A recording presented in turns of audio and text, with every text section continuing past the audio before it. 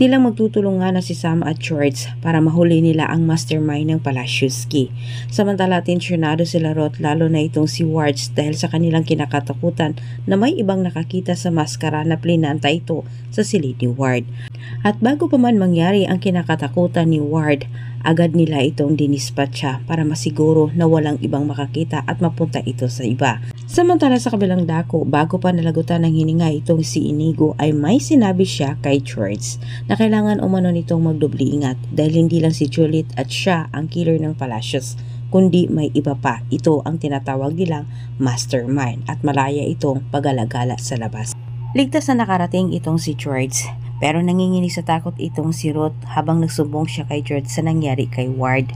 Hindi niya may paliwanag ng maayos kung paano ito nangyari pero naging palaisipan para kay Ruth kung sino umano ang may kagagawan sa nangyari at muntikan pa niyang napagbintangan sila Sam.